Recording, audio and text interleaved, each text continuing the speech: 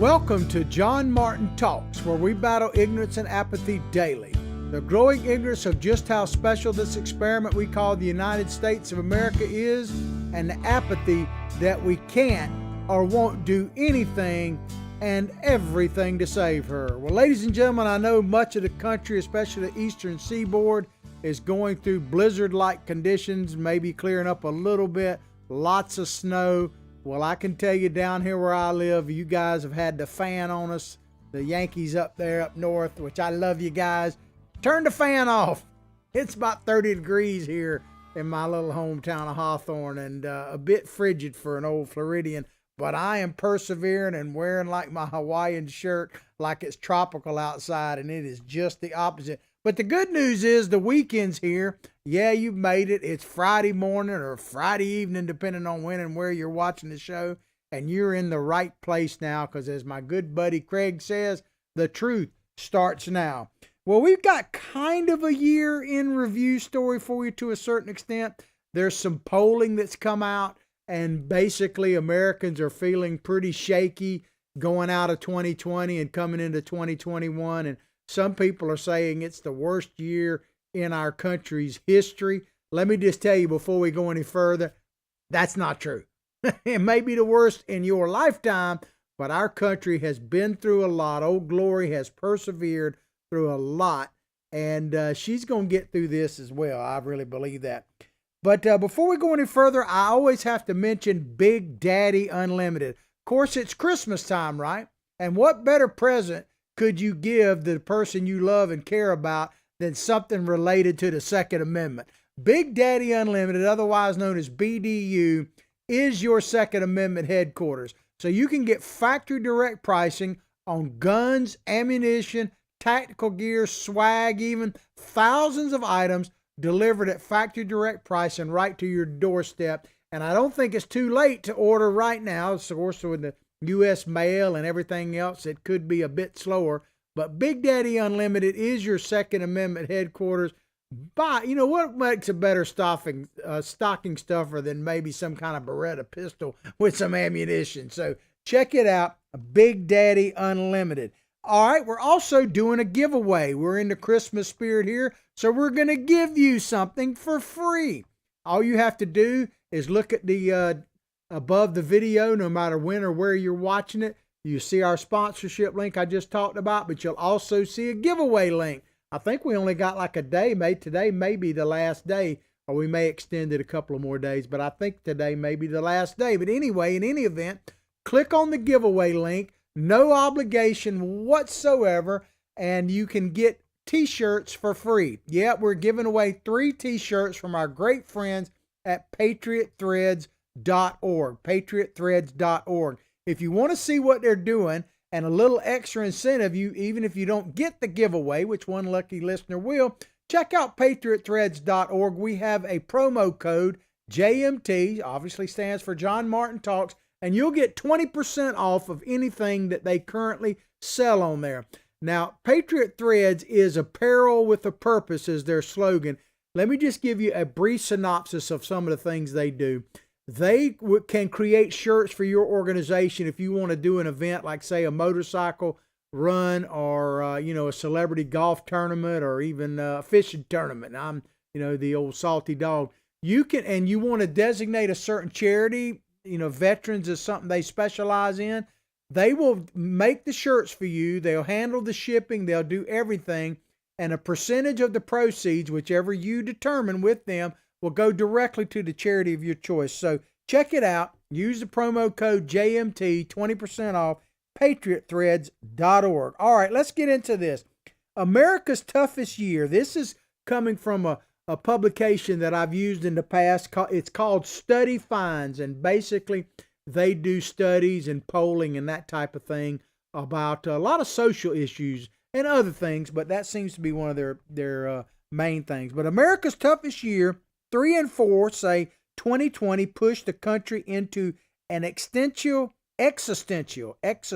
crisis, Study Finds. Well, this sign right off the bat tells you, man, about 2020, man. If God help us, if at the end of this thing we're looking at a Joe Biden presidency, then 2020 may in fact be the worst year in the history of our nation. But I don't think it is, actually. And we'll get into that.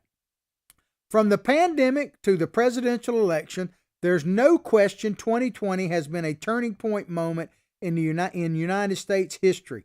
Well, I would agree with that up to a point. I mean, we are facing something that certainly in the modern age with the mainstream media the way it is and social media and being able to literally travel from one part of the world to another in a day's time. I mean, all those things are contributing factors that make the pandemic, or the plandemic, as some of my readers or listeners are putting out there, which I'm coming to totally agree with. It does seem like a plandemic, but I can see why this is a tumultuous year. I mean, it used to be, think about this, even 100 years ago, if something like the Wuhan virus, the China virus, happened in Wuhan, China, the chances of it really impacting us here in the United States would be pretty slim. But now it literally could be the very next day or within 24 hours, certainly. So we are living in different times. There's no question about that. Back to the article. It says, unfortunately, most believe this year's problems, 2020 they're talking about, haven't left them in a good position moving forward. So they're feeling a bit glum about the prospects.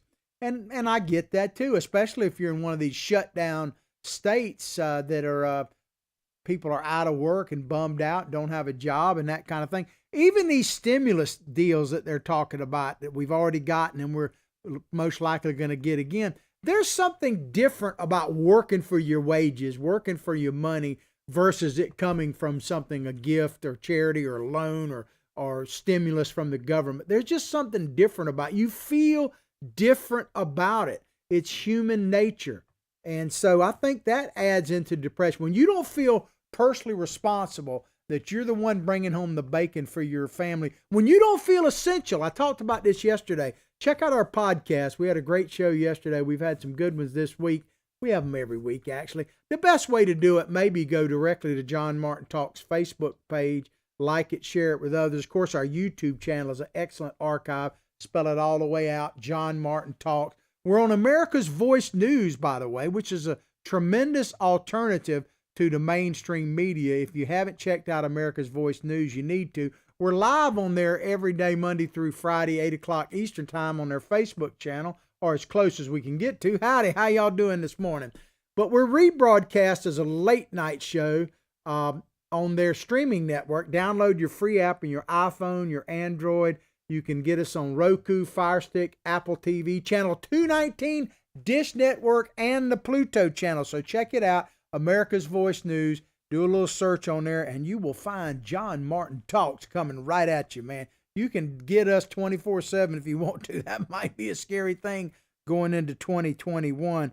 But the fact that we're feeling down about this, it troubles me a great deal because I think part of it is a lack of perspective. That's one of the reasons I battle ignorance and apathy on a daily basis here, is because so much of our history is being lost, the good, the bad, and the ugly.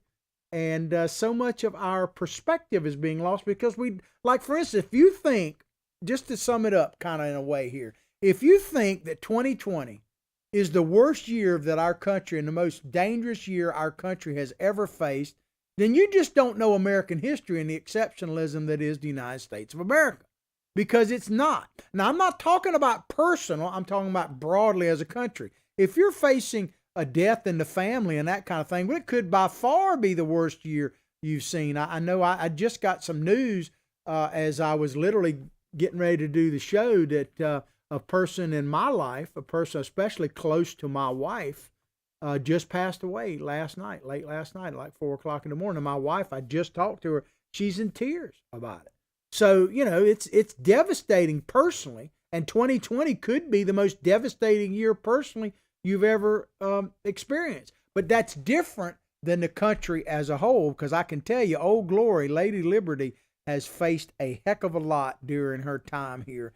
And a lot to be proud of. That's why I say teach the good, the bad, and the ugly of the history. Don't sugarcoat it. Just put it out there. The more we understand where we were, where we came from, and where we are now, I actually believe the happier we'll be. I sincerely believe that. I think because we've gotten away from the fundamentals of this nation on a broad perspective from teachings, religious teachings, all the way through the Constitution and what it truly means to be an American. I think that not knowing that is affecting us a great deal as well. A new study finds nearly 8 in 10 Americans say 2020 caused an existential crisis for the country. That's a word that's being tossed out quite a bit now. Existential. Two words that I hear a lot. There's essential and existential. This is what I lost my train of thought on. Billy Bob Bass here is my psychic sidekick. He's got a Twitter handle, by the way. It's at Billy Bob Bass 1, and mine is at John Martin Talks. But he tells me that I lost my train of thought on essential. That's what I wanted to mention, essential, because you hear this word essential workers. And I understand where they're coming from. They're talking about first responders, police officers, and frontline medical people and all that. And definitely they are essential. But the reason I don't like that word is it applies that there are jobs that aren't essential. And just like I said, collectively as a whole, we faced a lot more in America. Individually, it could be tragic. It's the same thing with the essential. Yeah, collectively, those jobs I just mentioned are probably more essential than some. But if your job is bringing home the bacon and the difference between you having a roof over your head and a meal for your family, then how could it be more essential than that job, no matter what it is? So I believe all work is essential. I believe it's essential to a human being to feel like they've accomplished something at the end of the day, week or month or year. If you don't feel it, if you don't feel the weight of your own life and the sense of rugged individualism this country was founded on, how are you ever going to feel individually happy? And we have that right. We have the right to life, liberty, and the pursuit, not the guarantee of happiness.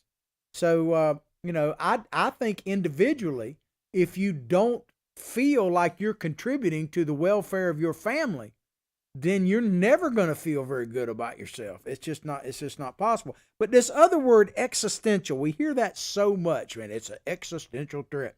I even heard they even said Donald Trump is an existential threat. So I thought I'd look it up to see what they're talking about here. Concern, this is the definition of existential of one of them. Concern with existence, especially human existence as viewed in the theories of existentialism.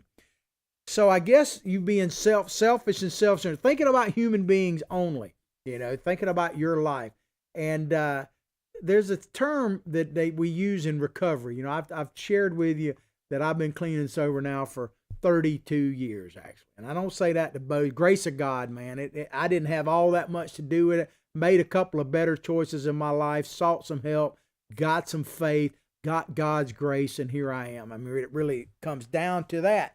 But, faith without works is dead. And another thing that I always hear in that is that I was selfish and self-centered, that I had to look at myself. One of my people that helped me, a couple of many mentors actually, but one in particular told me that I needed to look at something and realize that I was selfish and self-centered. And another guy, and a lot of these guys are dead and gone. Ain't none of us getting out alive, man, that's for sure. But one of them, old guy named Chuck, I'll leave his last name out, he's dead and gone. He used to tell me, John, there's only really one thing you need to know. And that is that there is a God and it ain't you. He said, you need to just start from there. There is a God out there and it ain't you, brother. And I thought about that because we all kind of tend to be our own. If you're into total existentialism and it's all about just the human experience, I don't see how you're ever happy with that, man. Because there's another book out there we might ought to look at. It says something about all of us falling short of the glory. Whether you believe it or not, doesn't really matter because it's true. We all fall short of the glory. And I used to talk about this when I was a counselor at a drug treatment center. A lot of people think it's so important what they believe. Oh, I believe this, I believe that, And I tell them, you're putting way too much into what you believe because sometimes what you believe is irrelevant. Reality is reality. And I used to pick up my keys. I'll do something different, so forgive me on this. It'll make a little noise. But I'll say, like, you can pick up my hat here. It says fishing, make fishing great again, by the way. I'm a fish whisperer. But you say, you can say you don't believe in gravity. But it don't really matter whether you do or not because When I drop that hat, baby, it's going to fall to the table whether you believe in gravity or not.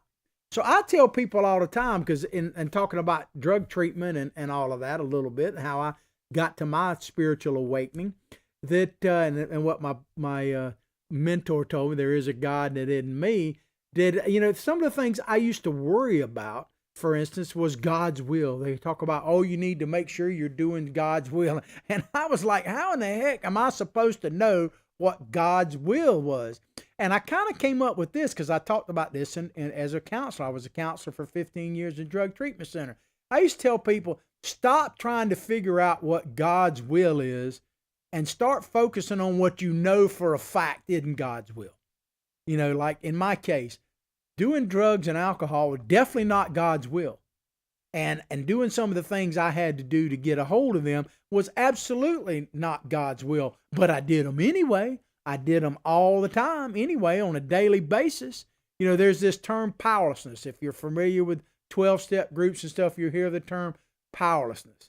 Well, you know what powerlessness, let me give you an example of what powerlessness means. It's, for me, when I was into the throes of my drug addiction, it meant to me that I woke up every morning, came to basically, just woke up, and everything I did that day, everything I did that day, I knew for a fact was wrong. And I just could not do it. Now, some of you may not understand that. Some of you may. But you talk about powerless when you know for a fact that everything you're doing, like stealing money from your parents. I stole money from my parents. I'm not proud of it. It's just a fact. And I knew when I was doing it, it was wrong, and I could not do it. I remember the last time I took a little bit of money from my dad, I was literally in tears when I picked the last little bit of money he had in this cash stash of his that I knew about. He knew I was doing it. He was probably just waiting to see what I would really go to, how low I would actually go, and it's pretty low. But when you know that everything you're doing is wrong and you can't not do it, then that's powerlessness. And if you don't understand what I'm talking about there, this is a little bit crude, but bear with me on it. If you want to know what powerlessness means, I heard one person say this. I never tried it, but it's probably true. He said, if you want to understand what powerlessness is, then take a whole thing of X-Lax and will yourself not to go to the bathroom. And then you'll understand what powerless means. And it's a little joke there, but it's probably true. But if you're only thinking of yourself, if you're looking at the river of life and you're just waiting for something to float by for you to take, you're never going to be happy. I don't care about 2020, the pandemic, Donald Trump winning the election, not election, God help us, Joe Biden. I'm just telling you personally, this is my own personal experience, because I was a user and a taker for much of my life. And I'm not saying that I'm not somewhat now. I'm less than perfect on a daily basis. But I am more of a giver. I do try to look at what I can put into a situation than what I can take from it. And it's changed my life. It's one of the reasons why I do the show. I'll give you another quick example. I didn't mean to get all sidetracked on this, but I'm feeling, a little bit like I just need you to get to know me because we got a lot of new listeners. Thank you so much. I appreciate it every day. Let me give you a little thing I discovered. This was quite a few years ago. I can say I've been clean and sober now for 32 years by the grace of God. But I remember my mom she left us last year at 98 years old. God rest her soul. All my kin folks that are older than me are all gone now pretty much. But she used to have a place about an hour and a half from where I was living that she would do Thanksgiving every year there. And I would go and everything else. And I used to go there, and her husband at the time, because my father had been killed in a car wreck, she had remarried this guy. He had an extended family that the youngest one was about my age, and they would all be there. And I didn't dislike them by any stretch, but they weren't really family. But I would go over there, and I would always go over feeling a sense of like, I don't really want to do this. I don't really want to go over here and spend all this time here. And I was always a bit like apprehensive about it. And then one day an awakening happened to me. I woke up and said, this was Thanksgiving. It's not really about me. It's about my mom. It's a miracle. It's amazing how long it takes you sometime to get lessons in your head. And I said, I'm going to go to this because as a gift, so to speak, to my mom. I'm going to give the gift of my time, and I'm going to go with a joyous spirit, and I'm going to be with my mother. And let me tell you, it was revolutionary to me because of this. I had a blast. I started looking forward to it every year. And man, I wish I could have done it this Thanksgiving. You know, it's funny what you take for granted sometimes. But the point of it is, once I got out of myself and wasn't just thinking of me, it made all the difference in the world. You know, and so I think part of this existential concern with only ourselves and our existence. I mean, I talked at length in the last year about Patrick Henry and all this stuff with the pandemic. You know, give me liberty or give me death. Now, don't misunderstand me. I'm not anxious to die by any stretch. I just turned 60 the weekend of Thanksgiving. I am living the life, and I want to live as long as I can. If for no other reason, because I told people I got a lot of fish to catch still. But I want to see my grandkids grow up and be happy. And I want them to really I got some really young grandkids right now. And I want them to get to know me, and I want to be able to pass things on to them. And I can only do that if I'm still breathing. So I'm absolutely wanting to be alive, because the only guarantee we have in life, really, what they say, death and taxes and all that. But I can just tell you, if all you're thinking about is your own existence, you're never, ever going to be happy. I don't know if that makes any sense. All right, let's keep going. Sorry about that. I get on tangents, but this is all about gratitude for me. I'm so grateful to be happy, joyous, and free in the land of the home of the brave and the land of the free. I really am. The One Poll survey asked 2,000 Americans about their experiences throughout this tumultuous year and finds that 77% agree 2020 has sent the U.S. into crisis over its identity. That's a bit perplexing to me. A crisis over its identity. Talking about the country. Well, we've already know what we should know. We don't teach history. That's the problem. Benjamin Franklin told us what our identity was hundreds of years ago, when he was asked famously, what did you give us in the Constitutional Convention? And he said, a republic, if you can keep it. That's what we are as a country. We're not a democracy. We're a republic. Now, we have democratic trends in our republic, but we are a representative republic, and we're built for rugged individualists. And the Constitution, to me, is the thing that we've got to get back to. We've got to get back to our spiritual roots, if you will. And our Constitution is right at the center of that. Now, I'm not trying to put the Constitution on par with religious books like the Bible and verses, but if you actually look at the Constitution, it is to protect our inalienable rights. In other words, our God-given rights from the reach of man, basically.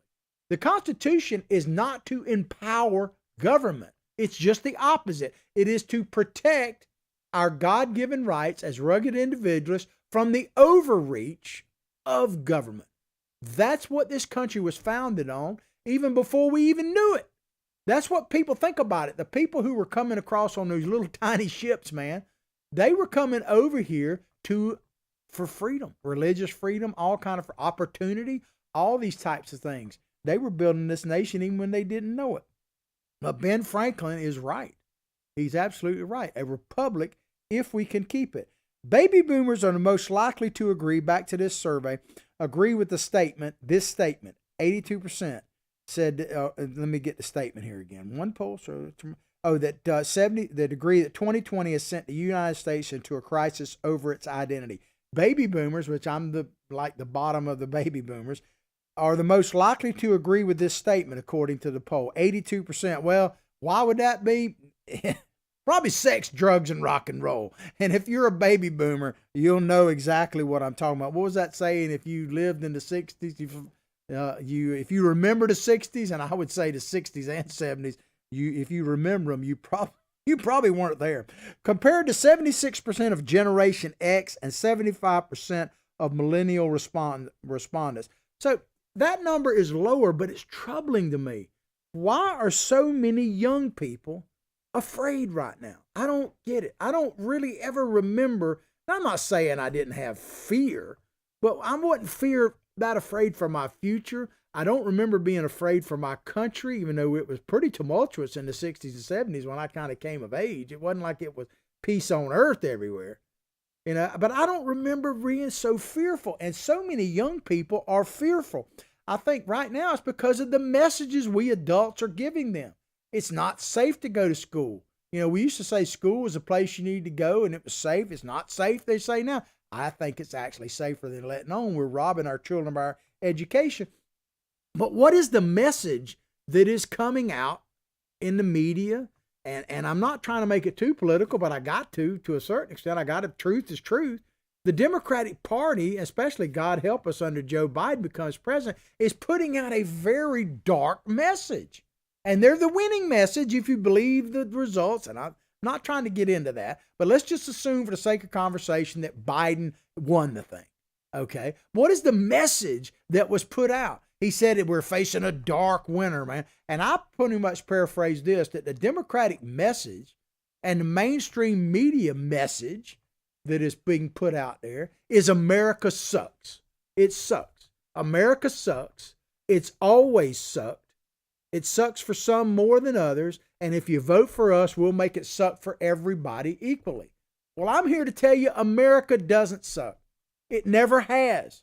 It never had. Now, whether it will, I don't know.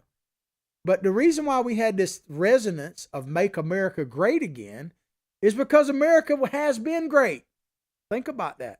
Contrary to what Andrew Cuomo says, America never was really that great.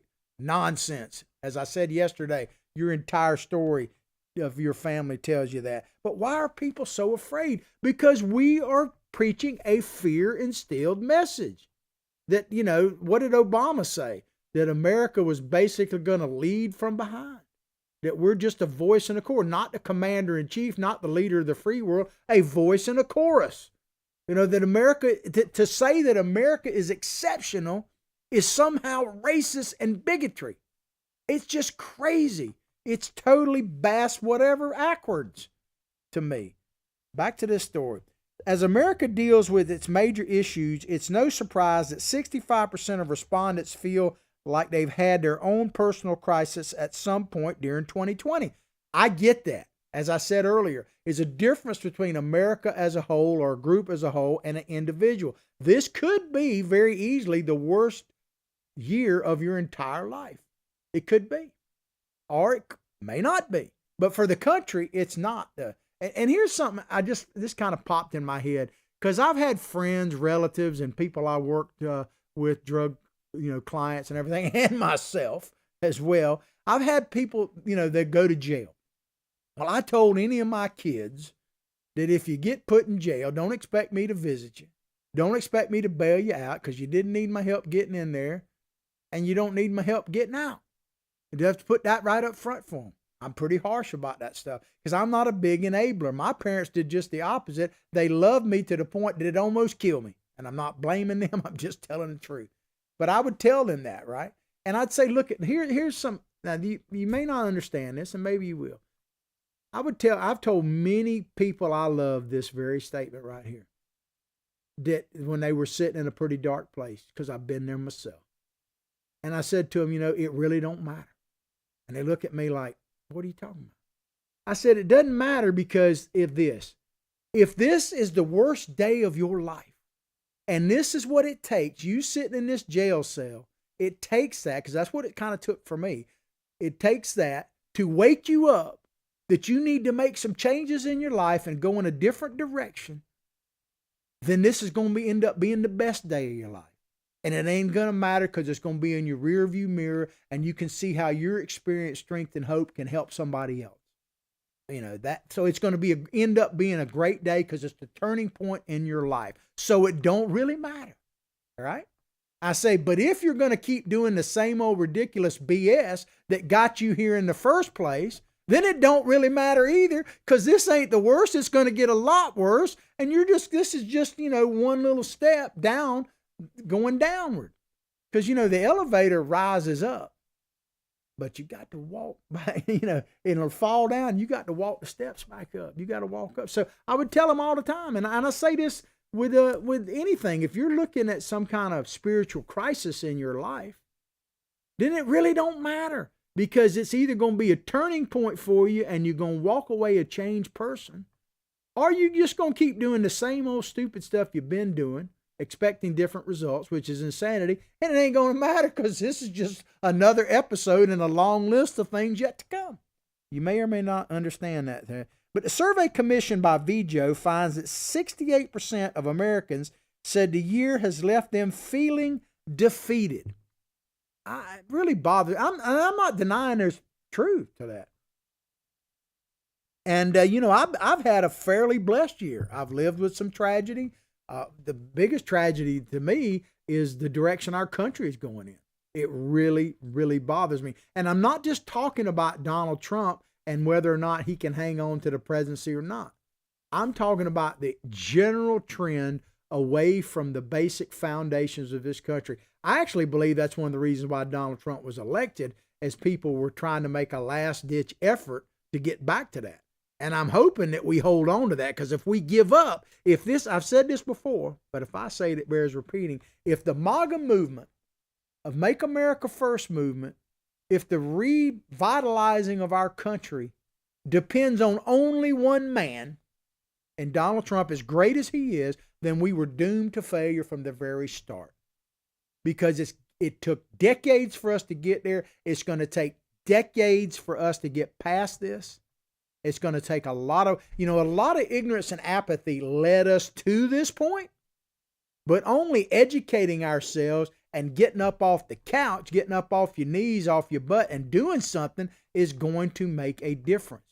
Because I hear people say all the time, like getting back to like drug addiction and stuff. Because we're addicted. Make no mistake, we're an addicted nation. And I'm not even talking about opioids. We're addicted to big government. We are. We are absolutely addicted. Even conservative people don't even know it. Some of them are in denial. Addicted to big government. We're addicted to the nanny state. And it's very difficult to get out of that. It's hard. It's hard when you got major parties saying, we're the party of the poor, when they're really the party of the billionaires. If you're the party of the poor, what do you need? More poor people. Keep people. The Democratic Party, the progressives that have taken over the Democratic Party, they want you to be comfortable in your situation. So this whole stimulus thing they're talking about is not about reviving the economy. The only way to revive the economy is to open this sucker up. The stimulus is to make you feel good, at least somewhat comfortable where you are. It really is. But this idea that America said this year has left them feeling defeated. I mean, it's a concept. Like I say, individually is different. But when you look at the nation, I mean, how do you think people felt after the Civil War? I mean, this country was devastated. We lost 500,000 people in the Civil War. It was devastating. It took years. We're still overcoming, for God's sake, some of the things that happened in the Civil War. I know people don't believe that, but we are. Racism, all these kind of things. A lot of that stuff ties back to there. And how about and I know I'm going to leave things out, but how about the Great Depression? When there was no nanny state, so to speak, and when there was, if you think about it, the government programs actually put you to work and made you earn your keep. Something to be said for that. And how about, as I kind of mentioned earlier in the show, how about the initial, I call it the tiny boats people? The people, have you ever seen the Nina, the Pinta, and the Santa Maria? Have you ever seen Columbus's boats? I mean, they don't actually exist anymore, but they have replicas of them. Have you ever seen them? I mean, oh my God. I don't think you'd want to get in them and go, a mile offshore. And they literally went into the great unknown in those kind of things. Now, I know some people want to get into all, that. People fall short of the glory, okay? They do. But think about what it took to get on those little boats for the people, for the pilgrims to get on the Mayflower. A lot of people don't know this, but there was a second boat coming with the Mayflower. It started sinking before they actually got out of Europe.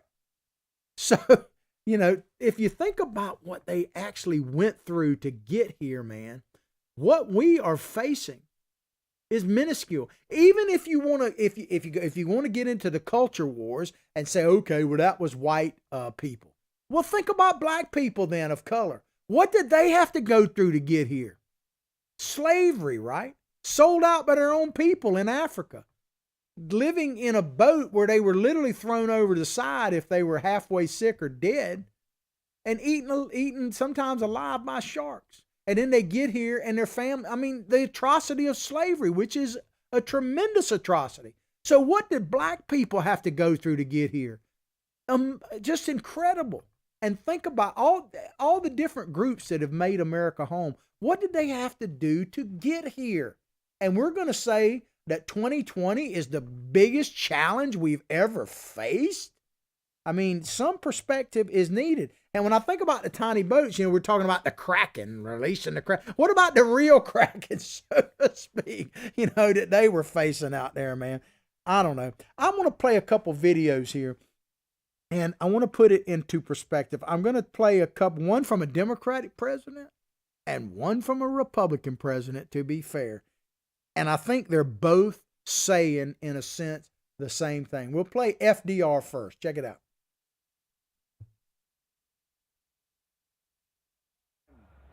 To speak the truth frankly and boldly, nor need we shrink from honestly facing conditions in our country today. This great nation will endure as it has endured, will revive and will prosper. So first of all, let me assert my firm belief that the only thing we have to fear is fear itself. Amen. Aimless, unreasonable fear. Love him, hate him, whatever. FDR was very wise in the words he was thinking about. They were facing the Great Depression, or in the middle of it. They were facing a world war, and he looks at the camera and the American people and says the only thing we have to fear is fear itself. My God, where are the leaders like that now? Forget his different politics, but to look in the camera and say that. And then we got a Republican president that just this year said this. Check it out. Don't let it take over your lives. Don't let that happen. We have the greatest country in the world. We're going back to work. We're going to be out front. As your leader, I had to do that. I knew there's danger to it, but I had to do it. I stood out front. I led. Nobody that's a leader would not do what I did.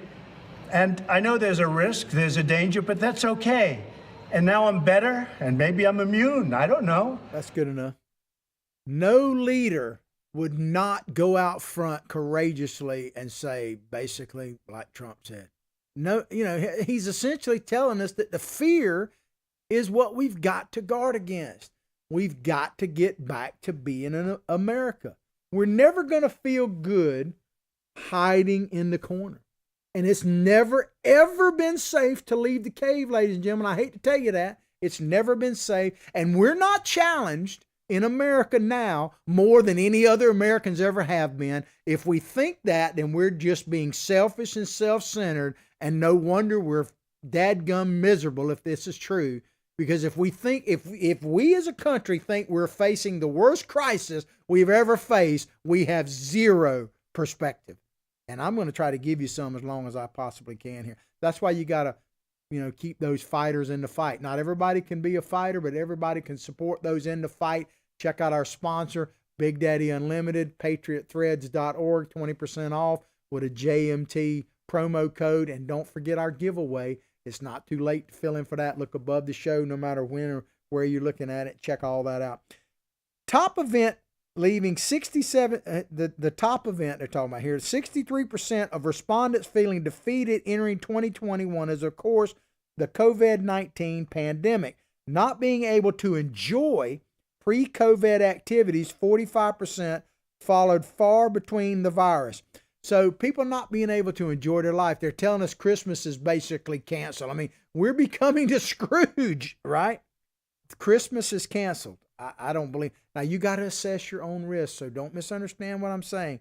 But we cannot, as another president said, actually it's the same one, the cure worse than the virus. Let's play this video of Donald Trump. The cure be worse than the problem itself. We're not going to let the cure be worse than the problem. At the end of the 15-day period, we'll make a decision as to which way we want to go, where we want to go, the timing. And essentially, we're referring to the timing of the opening, essentially the opening of our country. Amen. That's good enough. Because we have it. Open our country. The reason why our country's not opened up, I can tell you right here in Florida, and I'm not speaking for every Floridian. As I say, individuals is different. My wife is extremely sad right now because she just lost a close personal relationship. Person died last night, you know, and my heart goes out to her. I can't wait till the show's over so I can give her a hug. But so personally, it could be dramatically different. But like Florida, there's economic numbers coming out that are just through the roof for Florida, where they're going down in many parts of the country. And Ron DeSantis has said, hey, we're not going to shut down. And I can tell you, states like Florida, we're coming back, baby. We're coming back because Ron DeSantis believes President Trump that we cannot have the cure be worse than the virus. Absolutely. Another 45% of respondents cited the presidential election, and 35% said the spread of misinformation relating to coronavirus is their top cause of exhaustion in 2020. Another 3 in 10 respondents, which is, I guess, 30%, right, add that 24/7 news cycle has taken a toll on them this year. Misinformation. This is I want to get into real quick. We only got a few minutes left. Misinformation. Yeah, there's misinformation out there, but you know the biggest problem with misinformation? It's actually us. It's us, the American people, that have forgot the term critical thinking, that just want to absorb all this stuff without actually being educated ourselves. And you can be an educated idiot. There's a lot of them, and some of them are going to be in the Biden administration. God help us. But now they're telling us what to think. Not how to, they're teaching us what to think. Critical thinking is teaching us how to think, how to come to conclusions. That's the problem. Because what Thomas Jefferson famously said about ignorant and free, which is one of the motivating factors of doing this story, that he basically said that if you want to be both ignorant and free as a civilization, talking about the country, then you want what never was and never will be. That's him. So I want to play a video right now, and you've seen parts of this before, but I want to play that this right here is the McCloskeys, and they've now been charged with a crime for this. Check it out.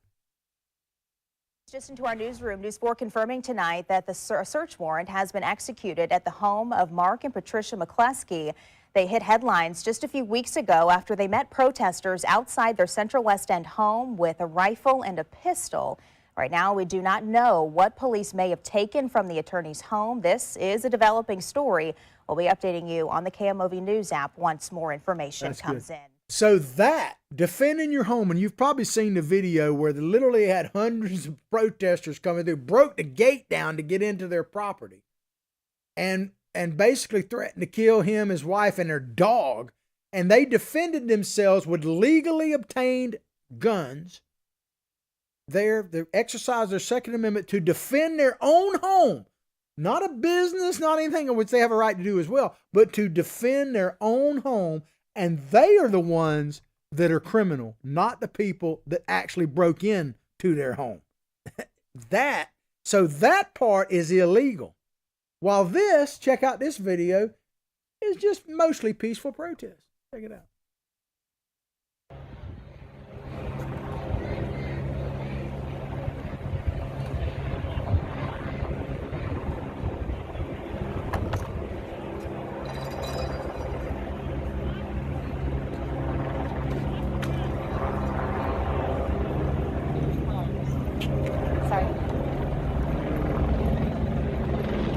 I think you get the picture. That is a scene earlier this year at LA when they destroyed all those police cars. That's just the aftermath. It's a Black Lives Matter, mostly peaceful protest. Burning up police cars. It's just a shame. So that is okay. That is something that is quasi-legal, I suppose, is the best way to put it, in many of our American cities. God help us if this just becomes the norm, and I think it's going to be. But that, ladies and gentlemen, is legal and acceptable and understandable. But right now in California, literally as we speak, this right here is illegal. Play that one.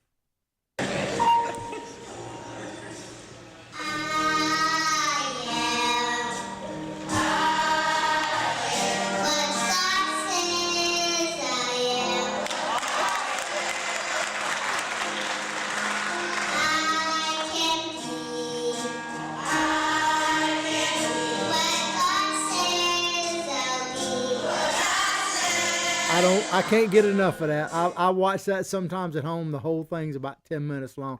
I am because God says I am. I am an American citizen because people have paid the price for me to be here. They paid a price. We got to man the political ramparts. We're going to have to man the real ones again. So as we go into this weekend, I hope you'll stop and think, yeah, individually it could be tragic. I'm not saying people hadn't dealt with tragedy, but they do all the time.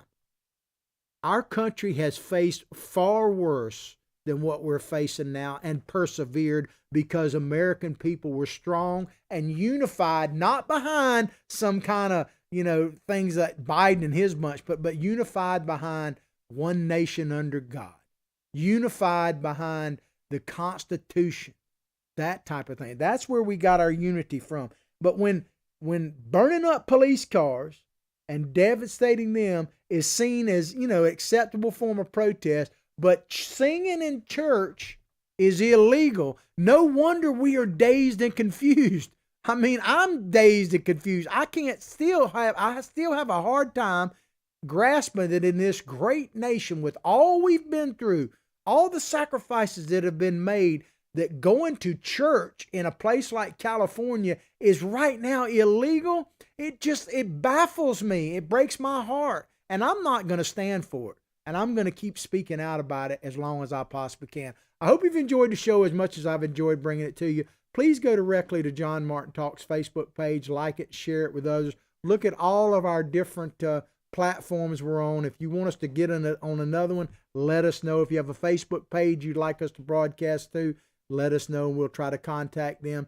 Check out our sponsor, Big Daddy Unlimited, our giveaway from Patriot Threads. Remember the 20% off JMT promo code for patriotthreads.org.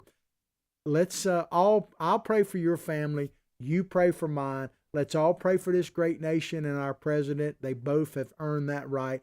But like I say each and every day, from my heart, from my family to yours, have a blessed day.